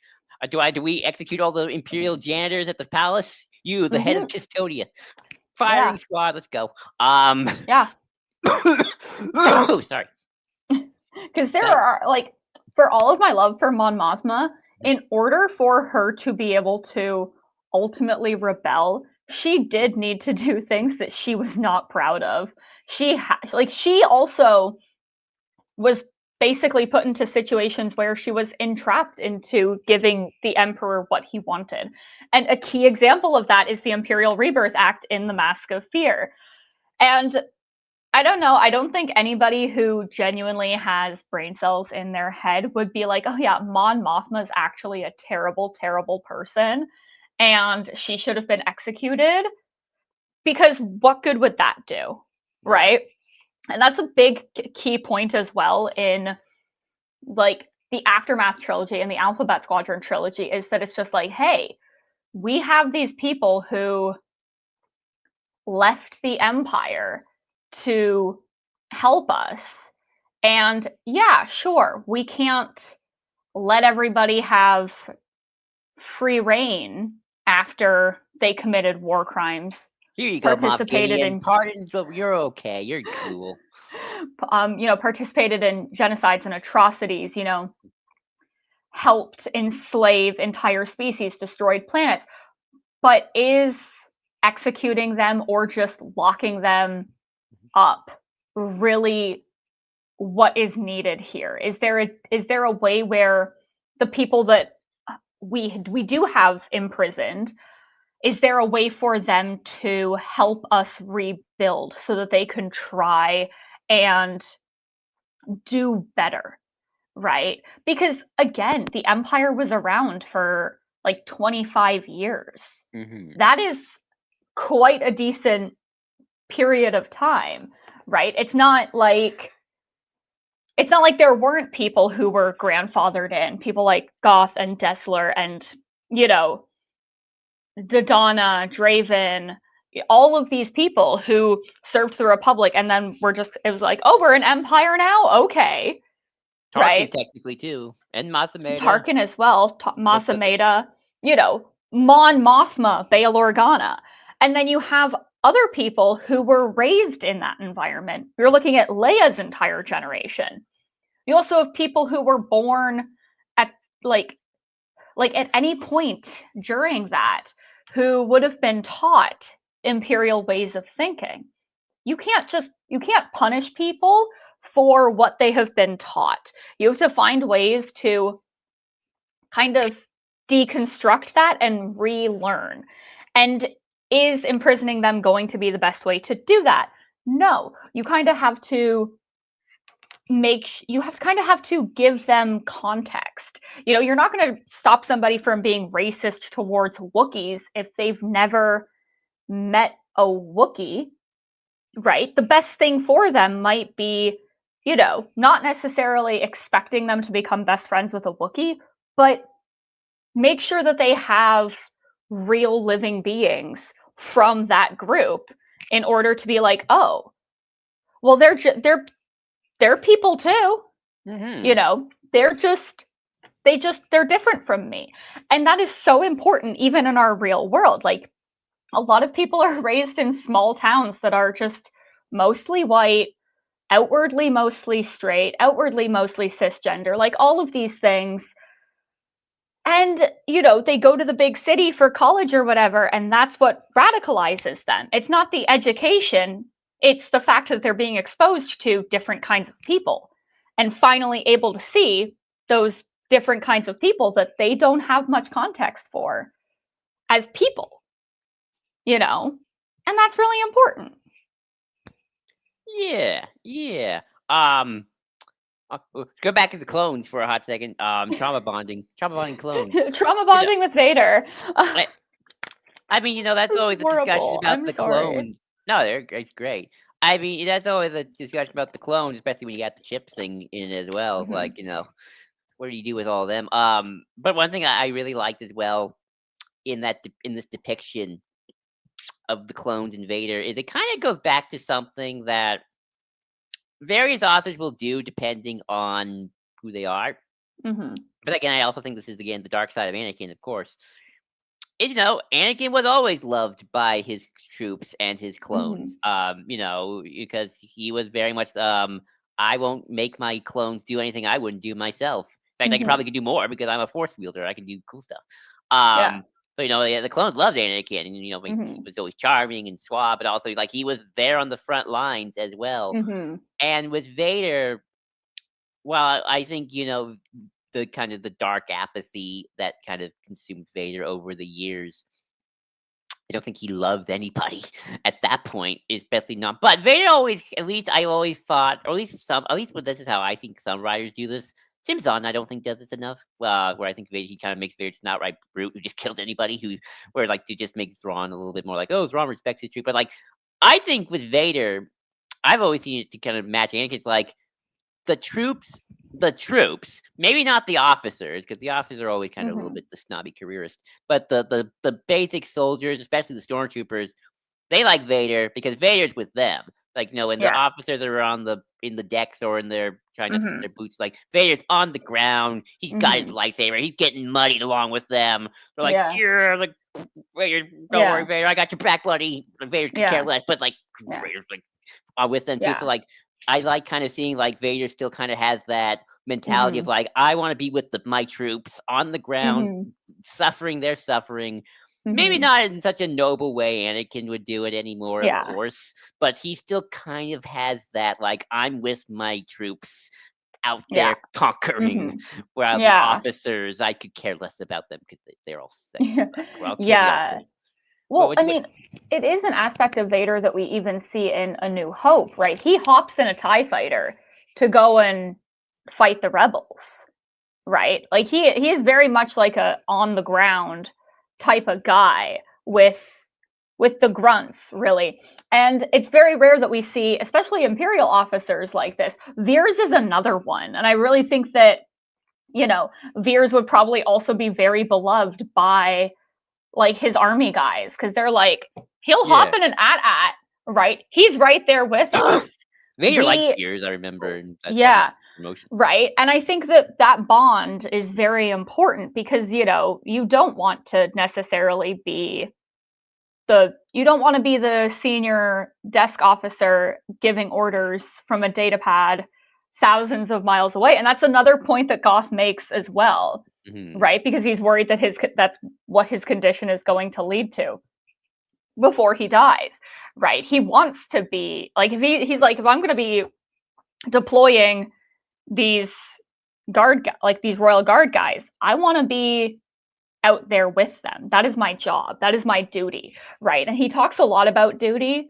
Another time he's thinking about duty is his duty to the Jedi when he's like, if I'm going to bear witness to the burning of these lightsabers, if I'm going to do these things, it is my duty to essentially look these Jedi in the eyes, document that they are dead, and put their lightsaber in a basket for burning. That is my duty to the dead. Insane thing to think about. The first time I read that, I stopped for 5 minutes and I was like, that is crazy and needs to be studied because so many people won't do that, right? And Mhm. I think that if anybody died under Goff's command, he wouldn't just write like a message and send it to the family. He would be knocking on that door. And that is crucial, right? And he would very much talk at length probably about, hey, it was unavoidable. We all like I tried my best. I was there with them. This is exactly what happened. Just to actually give the family closure. You know what I mean? No, I feel like Goth, I think, kind of takes it to the next level. Like Mhm. Vader's not writing to the mothers of dead stormtroopers. That would No. be although that makes And hilarious. the clone troopers don't have a mom. Who the heck is he gonna write to? Like Nala say? No, How many let's letters say is she gonna get? She's clone not gonna number read them. 3X555. But It's like, okay. it is something like I do like this aspect of it because I think sometimes we like to make Vader such a monster, Mhm, and it's without it's true, but that he's mhm, like he could care less about everybody, and I think he mhm. does. I think the apathy is there. Yeah. um but I do kind of I still think it's important to remember that Vader's not just. I mean, sometimes he sits on a throne and Mustafar and just sulks, but Yeah. when it's time to get his butt up and go to work, Yeah. he's not always just sitting in his Star Destroyer watching the bombardment. I mean, sometimes Mhm. he is, but it's like, no, Yeah. he's gonna go on the ground. He's gonna lead the troop from the front. He's gonna go Yeah. charge in, and Yeah. the stormtrooper gonna be like, "There's Darth Vader. We got him, boys. Yeah, for the Empire." Yeah. And it is kind of that Anakin thing of like, when it's like that scene in Ahsoka, the Yeah. live action episode 5, where he's like, you see Anakin just running with the troops, and then you see with Yeah. Vader, it's like same thing, just kind Yeah. of different mentality, Mhm. And which I I yeah. highly appreciate. No, go ahead. Yeah, and I think part of the aspect of like a major part of this book, like we talked about, like, yes, it's a monster story. Yes, it looks at, you know, humanity versus monstrosity. And I think that it does a very good job with recognizing the parts of Anakin's humanity that remain, right? Because one of the big lines about Vader is he's more machine now than man, Whiskey right? and evil. Which is like, so there is still some of that man left. And it's a very big issue in storytelling, and this goes back centuries, is the dehumanization of characters who have a disability in one way or another. And um, I did an essay on this in school, and one of the characters that because I focused a lot on like really iconic villains that part of their villainy is very much linked to the way that they are dehumanized because of their disability. And again, I don't even know if I have that paper on hand right now. It's probably on one of my memory drives, but it was a lot. And I focused on Darth Vader a lot because I was like, hey, Darth Vader, we are told time and time again, is a monster. We see what happens to him at the end of the prequels, Hmm. and it's heartbreaking. Like, Obi-Wan is heartbroken that he did what he did, Hmm. right? He genuinely thinks Anakin is going to die, and not gonna lie, he would have been better off dying after, losing all of his limbs Hmm. and, being rebuilt and being stripped of his humanity. Because um when we have villains who aren't uh characters who are disabled, they very much people will find other ways to dehumanize them. Hmm. And it's very interesting because in those instances, like, you actually need to try to separate them from humanity, but it's like, no, humanity and like being a human being, having humanity, and becoming a monster are very, very linked. Like, you cannot lose humanity if you never had humanity, right? And it's very interesting because even we'll talk about real world villains and be like, oh, well, so and so isn't a real man or a real woman, they're a monster. And it's like, no, we need to own them as human beings. Like, I spent a decent amount of time in high school and people were like, yeah, Hitler wasn't even a person, he was just a monster. And I'm like, no, he was actually a person, and we need to acknowledge that he was a human being. Like, we own that, we have to own that, because if we don't, Hmm. that's how we dehumanize people even more, and we end up right back doing what he did. Because monsters like Palpatine, Hitler, these guys will dehumanize people in order to justify their like atrocities against them and genocides. And hey, they do it to disabled people as well, right? Well, I mean, this is a whole other conversation, but it's a very interesting one. I guess I'll talk about it a little bit because it's something I've always Mhm. thought about a lot, especially when it comes to Nazis and the Empire. Is Star Wars is such in this interesting place of escapism and realism Mhm. and whatnot. Because like with Mr. Mustache German man, Mhm. um, you know, so much of his depiction on screen is he's like a cartoon character. Like they're showing the speed, all that kind of the shouting and the raving and the ranting and the blah blah blah blah. Mhm. Um, that's why I think something like der Untertag, despite all the memes, which I love. I love the memes for that movie. Is actually one of the more interesting portrayals because it does make him like, oh yeah, he was a guy. He wasn't all like he was a loony guy. He was ranting and raving, but he could be pleasant to be around when he wasn't being all weird and Hitlery. He was very charming to people. Like he kind of like probably like told funny jokes, and I've always heard that when he wasn't shouting and speaking and he was just talking normally on the couch, he actually had he was actually kind of quiet and just kind of like had this very like low kind of like just talks like this, kind of wasn't. I mean, sometimes he'd go into a tirade if you get mad, but like don't we all? But when he wasn't like that, he's just like, no, he just talked to you like probably was very pleasant to have tea with, Yeah. And I think it's sort of that kind of that interesting dichotomy where it's like you got that, and then you got Indiana Jones and Nazis, right? Where they're just cartoon villains who want to control the world with the So it's sort of like, and that's the thing about Star Wars. Again, it's like Palpatine. We don't really see the human side of Palpatine. He's just always evil or a zombie.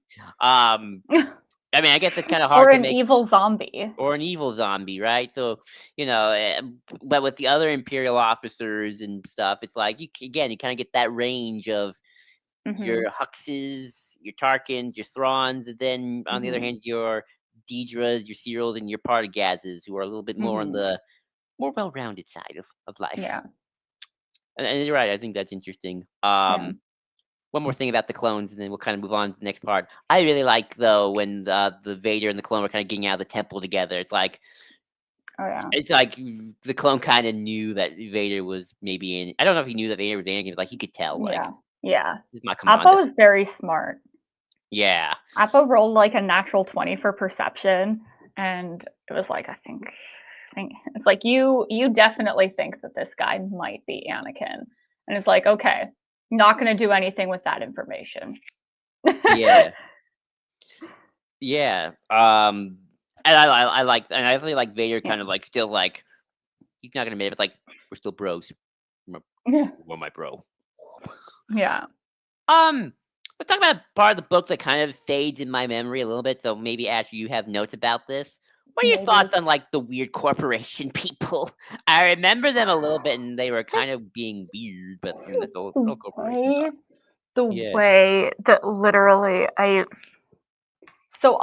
liked them. I thought that they were interesting, and I think that when you're telling a story in Star Wars that's like right after the Clone Wars, because so much of the Clone Wars had so much corporate interest and backing from the Separatist side, it is very important to discuss what happens to them after the Clone Wars, because corporations don't just poof out of existence, right? But every time I was picturing Jarvik Keel, I was picturing, and I shit you not, Mark Zuckerberg. Oh, really? That's hilarious. And I was like, can I not picture a different, like, evil CEO Elon Musk, Elon, Jeff but Bezos. I don't like thinking about Elon Musk. Like, I would rather, I don't like picturing that man at all. Like, Mark Zuckerberg is on the quieter end of my hatred. Like, I very vocally do not like him, and I have a lot of mean things to say about him, but I find that I say those mean things less often about him than I do about people like Jeff Bezos and Elon Musk and certain other really bad people. But it was so funny because I was like, because I think part of it was that I was like, which of them feels most droid-like to me? Because again, he does also kind of get possessed by a droid. And I was like, Mark Zuckerberg, easily. I once had a nightmare where Mark Zuckerberg appeared and he was just a robot. And it was horrifying. And I woke up in a cold sweat. You can turn the off button with Mark Zuckerberg robot. He might have an off switch or self-destruct button. Maybe. But I thought that it was very fascinating because, they Cybok Galactica was very much had like separatist interests because they ultimately came into power of the Techno Union. So they still have those like very strong separatist ties. But then they're also like, oh my gosh, Lord Vader, if there's anything we can do for you, just let us know. we love you, long live the Empire. And it was so funny because I'm like, oh, that is exactly how corporations grovel at the feet of fascist overlords, right? We're seeing it right now, the way that so many of these corporations are just like, okay, Trump, you want us to roll back DEI efforts, even though, the people who care about those things are the ones most likely to shop with us. Okay, absolutely, we'll do that. Oh, you want us to spy on your citizens? Okay. You want all of their information? Okay. You want us to impose tariffs? Okay, well, we're going to pass that on to like, they will just bend over backwards into doing whatever the dictator wants because they're spineless. And I mean, that's why people say rich. Democrats, Republicans, it doesn't matter because they're just going to bend to whoever's in charge anyway next time. Yeah. 4 years when the Dems in charge, they'll just do that. Yeah, right. And it's Empire. it's very funny to watch, places like Target, for example, which I've never really I don't think that was a big shopping place for Republicans prior to 2025, but I know that like a lot of more liberal people have stopped shopping at Target, and I'm like, what's that doing for your bottom line, Target? Like, Well, they was fired it the CEO really and got a worth new it? one, so I think they're reversing course Right. from what I've heard. And it's always so fascinating to me because I think that corporations are I don't like the idea of like, oh well, this corporation has free speech, it has these rights. And I'm like, you're not a freaking person. You are a soulless entity that is owned by rich people who, hey, they might be soulless entities too. I'm not gonna get into that. But corporations don't have rights, and they shouldn't have rights, and they should not be entitled to things like free speech. I also don't think that we need corporations personally. But like on a mass scale, like what good does a healthcare insurance company do? Because everything that I've seen has been bullshit. But yeah, well, that ain't changing. trying to not go all charismatic here and absolutely failing. But I mean, that's the sad thing about Star Wars in the real world. Nemec can be right. In the real world, Nemec probably gonna lose. Nemec is gonna end up being Luigi Mangione. Like, let's be real here. Oh gosh. No, I think Nemec makes more coherent sense than Luigi. I mean, I still don't think Luigi Mangione did it, but that's not the point that we're talking about here. What are we talking about? We are talking about the corporations in Star Wars. But I think it's really important to understand because we also had that like corporate subplot in Mask of Fear, right? Where Mon was able to essentially manipulate the corporations because of her own personal power. Mm-hmm. Even though some of them were like, hey, like, we really don't want to like super piss off Palpatine. And she's just like, well, screw him. Here's what I'm going to do for you. And yeah, I think that very much shows the side of, sometimes a lot of politicians will very happily sell out their people for corporate interests, but I also don't think that's what Mon was doing here.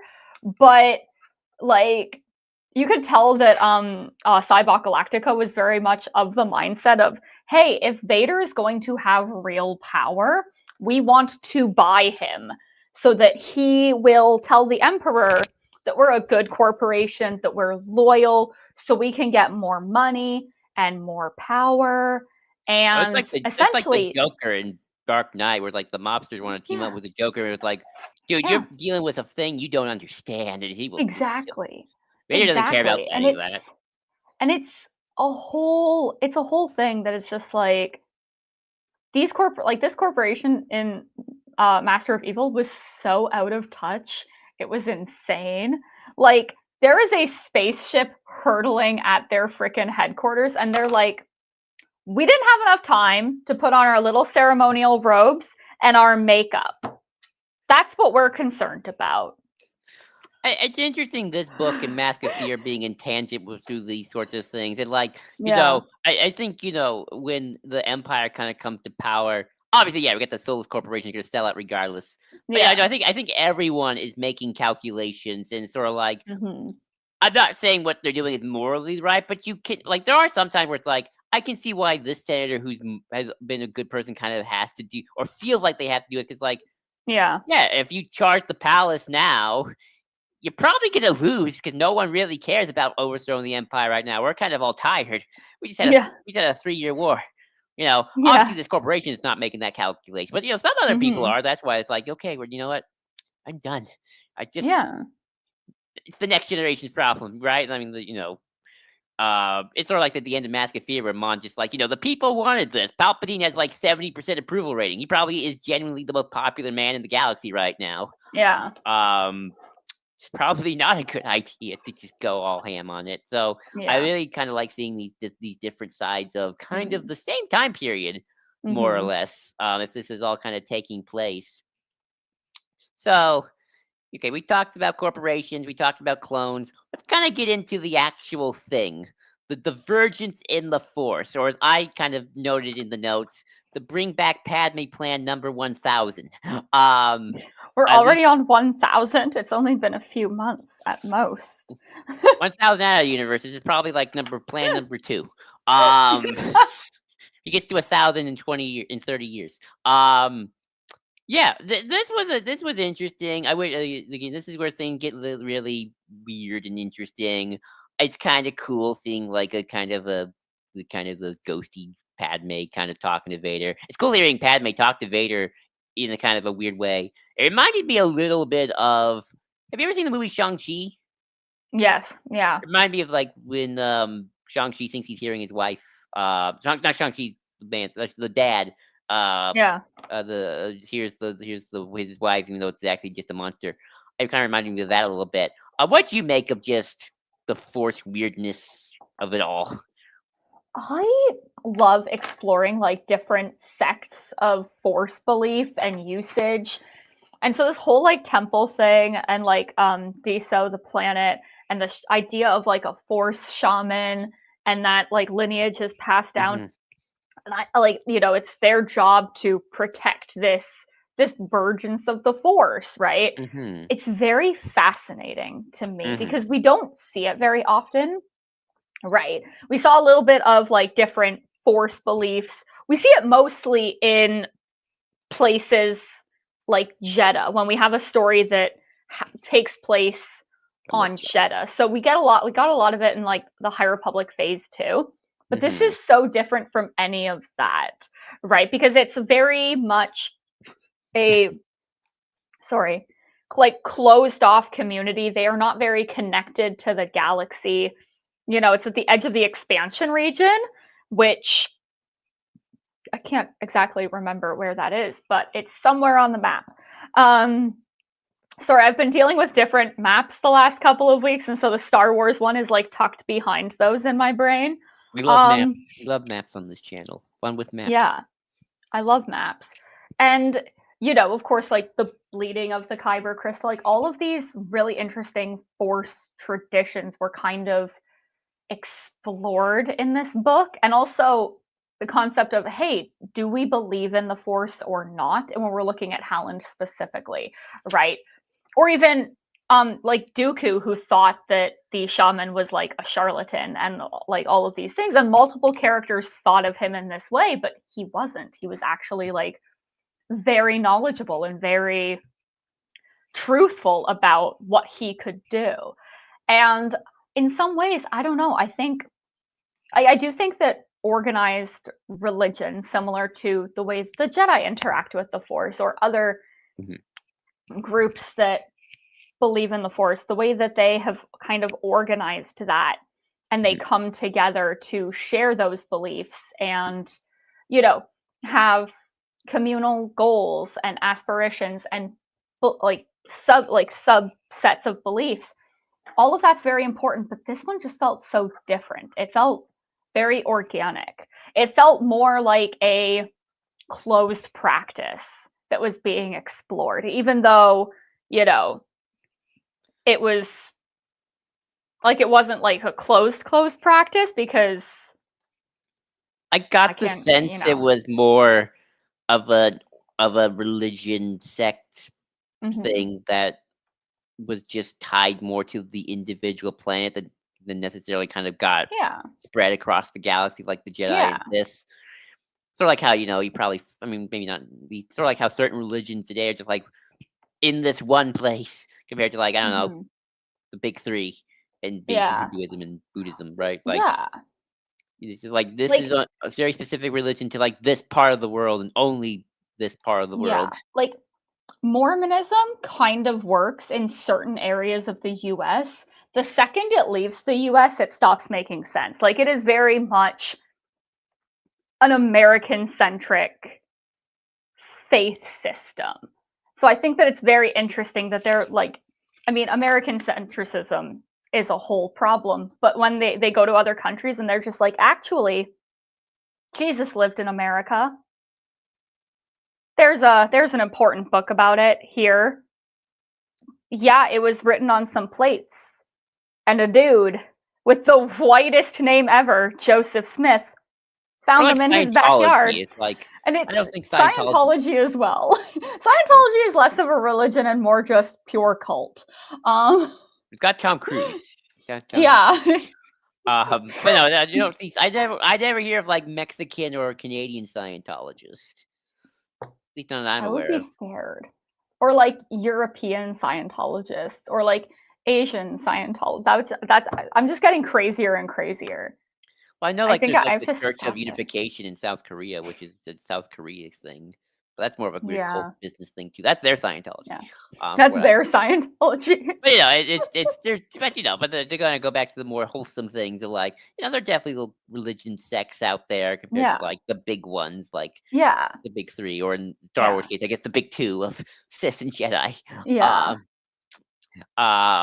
So I like that. I like seeing that. It's weird kind of seeing. I can't wait to get to the audio part of it, like seeing Padme kind of like say did you ever hear the tragedy of Darth Plagueis the Wise to Vader, which was probably sounds amazing in the audiobook.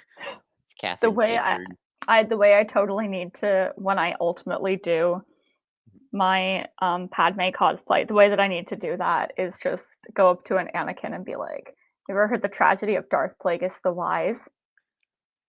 Yes. Yes, do that. I mean, it's very interesting. I'm sure when Matthew gets here, he'll probably talk a lot more about the Anakin Vader of it all. I will say this is kind of the part of the book where I kind of was like, okay, this is where my Vader fatigue was hitting in a little bit, and I'll kind of get a little. We've been so positive. I always feel bad, Ad Christopher, like this. We're like, okay, I've seen this many times. I've done the Vader thing. Maybe that was also. I mean, I'll kind of give my other negative, and it's just a small thing. It's not. And I don't blame Adam Christopher. I just feel like maybe he just wasn't allowed to do this. I was hoping we get more Plagueis outside of Plagueis the Wise story. Like, I was really hoping like this was like something Plagueis knew about back in the day, and he told Palpatine about it. Like, I was kind of hoping for that. That's fair. But because I'll just say this. I really love the way Adam Christopher does this stuff. It's been great, and sorry, and I want him to either do the Snoke book, which I've been dreaming of for years, or do a Count Dooku novel. Him and Cam Scott can do a Count Dooku novel, but either do Count Dooku or do Snoke. Do one of those two. Because I would really love to see Adam Christopher do more sissy stuff because he's really good at it. But yeah, that was kind of my thoughts on the whole bring back Padme plan. That was the okay for me, but I think it had some interesting moments. I'm sure Matthew will go into it at length. One more point, and then we'll kind of wrap up because we're gonna get near the 2-hour mark. Is I do really like though the idea of how you kind of Palpatine views the master and apprentice dynamic. Shout out to Adam Christopher being a Dark Empire fan. Clearly, asking for me if he was, because I feel like he is when Palpatine says that he is the dark side, because that's exactly what Palpatine calls himself in Dark Empire 1. that he Yeah. proclaims that I am the dark side. Wait, Dark Empire does have a lot of ties to the Rise of Skywalker. You know, Oh, Palpatine clone. absolutely. Except that one was naked and way more traumatizing. And also in Rise of Skywalker, Palpatine's like, I'm all the Sith. So it's like it's just another link. I feel like Adam would be a Dark Empire fan, knowing that he does not hate the Rise of Skywalker. Yes, I love Dark Empire. I love That's Dark where our Empire. boy Enric Pride comes from. Yeah, That's just me speculating. but I like how the idea of like in a weird way, it's kind of the apprentice that makes the master, not the other way around. Kind of a Yeah. situation. I kind of like that. Mm-hmm. You know, Palpatine's kind of judged by his apprentices.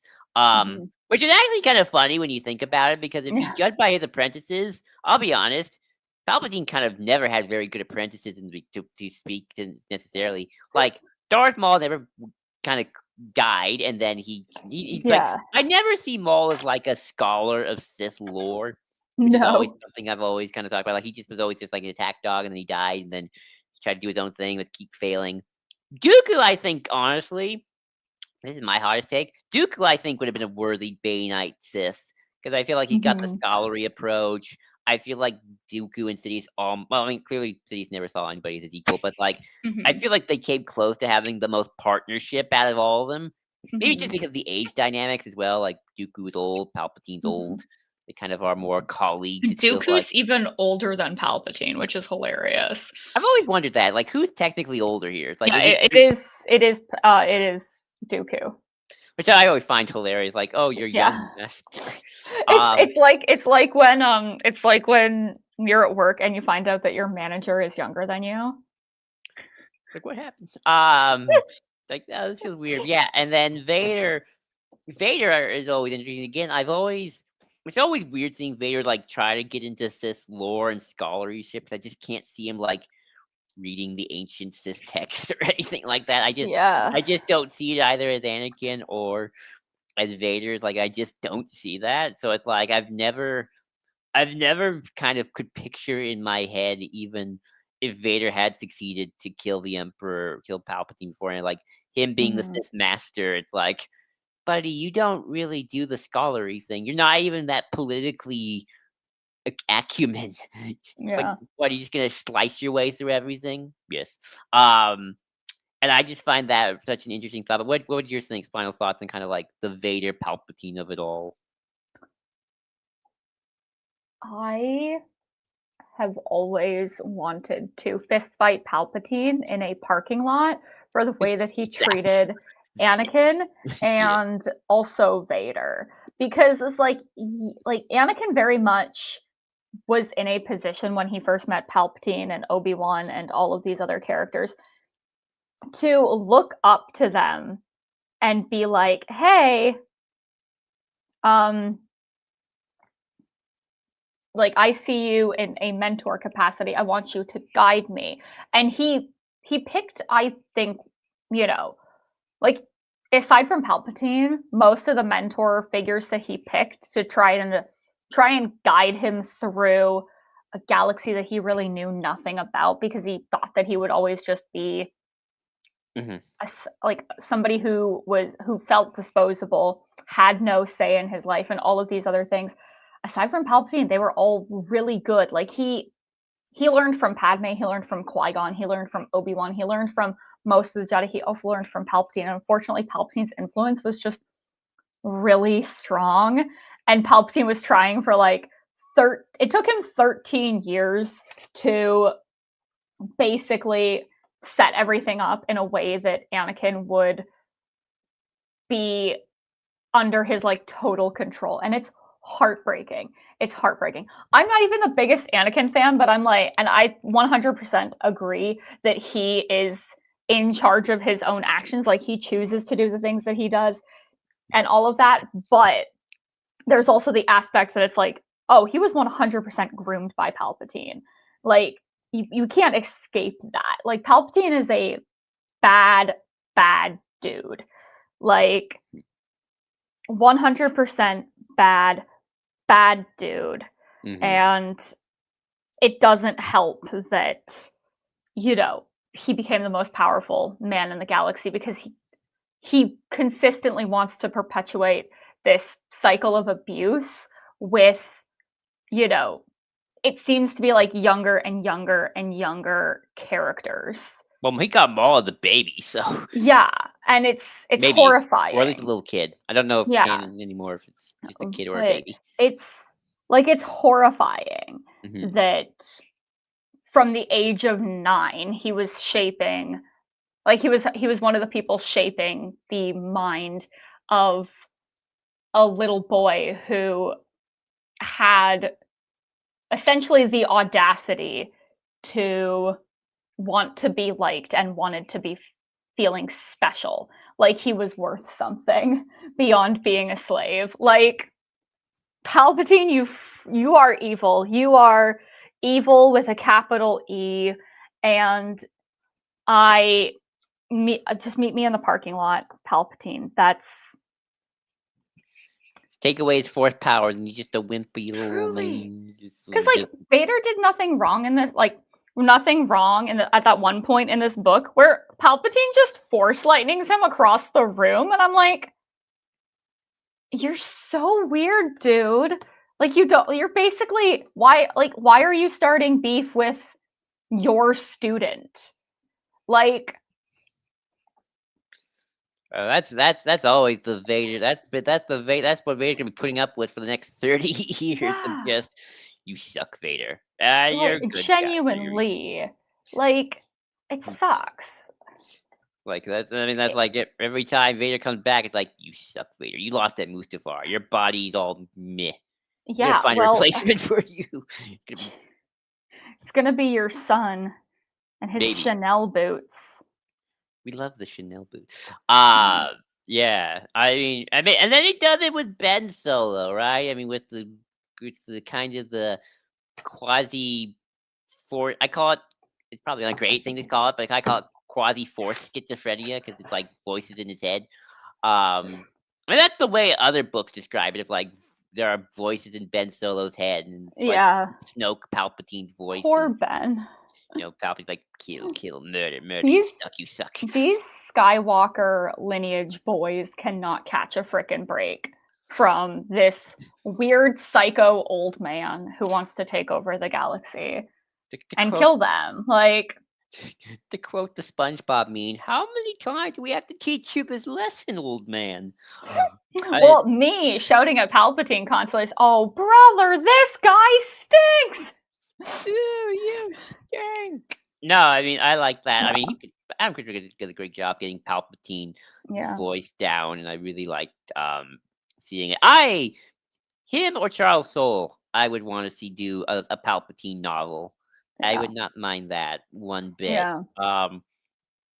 You know what? Maybe that's just how you do it. You don't have it be from Palpatine perspective. You do like someone's investigating Palpatine's history, trying to figure it out, and then they die before they can get there, or something. That's how you do it. Insane. That's how you do it. Like someone just make it be creepier. Okay. Pitch time before we leave. Pitch time. And okay. then after pitch time, I have one more thing to bring up. Oh yeah. And I mean, we don't have to. I mean, we can finish off. I'm good with Sorry, right? 1 second. Oh no, Go I mean, on. we can go out as long as we want. I'm just trying to. I always keep it to 2 hours, but if you want to go longer, that's fine. Okay, so we set this during the New Republic era. Empire's gone, and someone's like trying. It's not. Someone's trying to figure out like the backstory of Palpatine. Like they're just trying to figure out, okay, who the heck was this guy? How did he get to being the Emperor and the most horrible human being in the galaxy for 30 years, if not longer? And then he investigates it. He goes to those dark places. And then at the end, when he's about to crack the code and find out something, the Sith Eternal get him and kill him before he can reveal anything of like clones or something. It's like, oh, I found it out, and then did. And there's my pitch for the Palpatine story with flashbacks and stuff. There you go. Shoot. Yeah. Sorry, just read this. I'm okay. Don't worry. She's fine, everyone. She's good. Yeah. She's not Palpatine from beyond the evil darkness.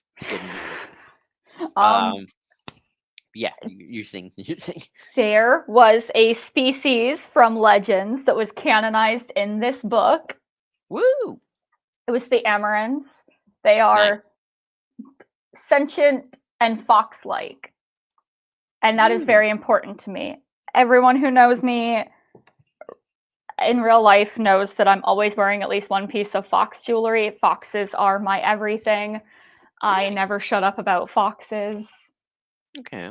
Yeah, Nice. so it was very exciting for me to see that. Yeah. Hooray Yeah. for foxes in Star Wars. We 'Cause love now we- foxes in Star Wars. Now And we just need. if I had a nickel for every time one of my friends who is a Star Wars writer mentioned a Star Wars fox species in a book that came out in 2025, and I was like, this is specifically for me, I'd have 2 nickels, and they'd be called Into the Light by Claudia Gray and Master of Evil by Adam Christopher. Nice, nice. Well, on that note, I think we'll wrap it up. I'll just give my final overall thoughts on the book. Again, it's very well written. I would highly recommend it. Read it. If you're feeling a little Vader fatigue, I totally get that. I kind of felt it as well. But that's not that's not Adam Christopher's fault, of course. I think he did a really great job with this idea, with this concept. Again, it's very smart to not have it be all from Vader's perspective, which I think is genius. And I look forward to whatever Adam Christopher does next. Please be a Snoke book or something. Do go back to the sequel, Adam. I love that stuff. Or do Old Republic. Do something in the Old Republic. Yeah. Do an Ancient Sith Lord. Please do Plagueis. Pitch that. Pitch my idea. I'll let you take the credit for it. I don't care. So yeah. Great. Final thoughts for you on the book? I loved this book. I have been hyped for it for longer than most people knew that it was going to exist. Lucky. And yeah, I highly recommend it. If you haven't read it yet, please go and read it. Yeah. Go read it. It's been a good books. And what Adam is doing next, his next book, Crawl Space, is releasing next March. It's not a Star Wars book, but it's probably going to be awesome. Awesome. Heck yeah. Yeah. I can't wait for him to return to Star Wars, though, and hopefully I don't have to wait too long. Because 2022 to 2025 was a long time. And we would have gotten it earlier if we hadn't gotten the Mando book. I wish we could. Maybe he'll get another bite at the apple one day. Maybe one day. Maybe one day. But let me get the tags on. Alrighty, everybody. Thank you for joining me. Thank you, Ash, for joining me. Of course. It was a little last minute because Matthew had ducked because he had the nerve to be sick. Yeah. Well, I was going to be here regardless. Imagine if I didn't show up. It's like it's just like, oh, just start the podcast. I'd be like, I'd just be like, okay, well, I can do this by myself, and then suddenly I've taken over, and you don't have a podcast anymore, and then I have a podcast. That would be insane. That would be crazy. On Mothma. Yeah, eye on Mothma always. Exactly. But I guess just a little bit before we wrap up, how is the Mon Mothma project coming along? I'll ask you that. There have been some developments. I am very close to being halfway done the Canon essay.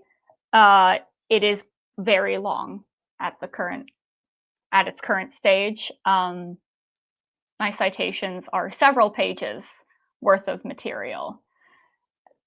And the annotated bibliography now has essays within the annotations. So there's a lot of work to be done. Send it over to Lucasfilm Publishing. You can do annotations. You can write the Mon Mothma biography. Please. Yes. Please. You just gotta write a few independent novels first and have to go through the process. You deserve that. Yeah, but hopefully I'll have one of my original novels ready for publication at the end of 2026. That is a goal. Woo! And then 2027, you can show it to the people at Celebration, and then you can just get your contacts, and Yeah. the Mon Mothma biography is yours. Mon Mothma biography. Heck yeah. That's why I Get- do what I do. It's the dream. It's the dream. But yeah, The dream. thank you so much Yeah. for joining me. And Thank thank you. you, everyone out there, for joining us as well. Let us know what you saw of this conversation. Let us know what you saw of the book. Did you like it? Did you also feel a little Vader fatigue? Comment below, let us know. And also, please give this video a like, share, subscribe, all that good stuff. Matthew shall be back Monday, and we are doing a 2025 in review as the year wraps up. We are going to look back at everything that happened, everything that didn't happen, and much, much more. Of course, you can follow us at Ion Cannon Blue Sky, on Whiskey.social. Follow us at the SWU on Blue Sky. Follow us on the Star Wars Underworld Discord. Ash, where can they follow you? Pretty much anywhere I want to be found on social media at Bejeweled Mothma. And since I won't be here next week, nothing will ever top me and a few others meeting Dave Filoni at the Pokemon Center in Tokyo. I know, that's such Randomly, a great... nothing will beat that. Like Dave Filoni in place. It's like you found a wild Dave Filoni, and I didn't catch him in a Pokeball. So He seems like he is such the still nicest at man. large. He's Seems very like- nice. I He's know. very nice.